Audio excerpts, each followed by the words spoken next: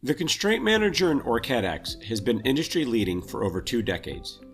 Constraint-driven design has been used by numerous companies to save time and money by ensuring their designs are finished on schedule with first-pass success.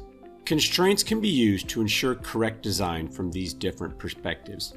Electrical rules like delay and impedance. Physical rules like line widths.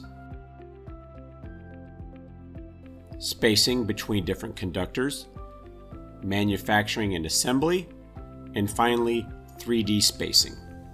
The electrical constraints give you control over the following: wiring to control the order of connections and which layers to route on, vias to specify required via structures or vias to be used during routing, impedance for single-ended impedance, propagation delay, etch length, differential pairs to ensure phase matching, relative propagation delay, a necessity for any memory interface, and return path to dynamically ensure all nuts have a proper return path.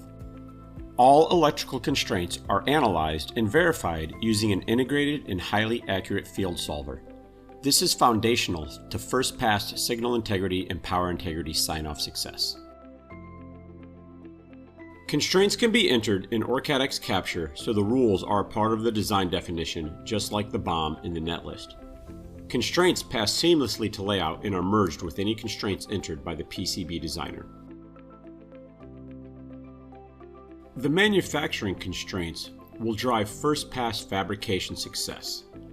Working with your fabricator, you can ensure the fabrication, assembly, and test rules are set up to check for and prevent you from creating a design that can't be built.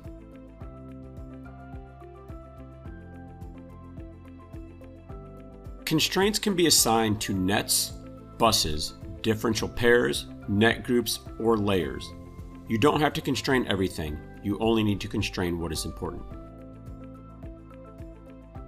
These constraints provide you real-time feedback during your design.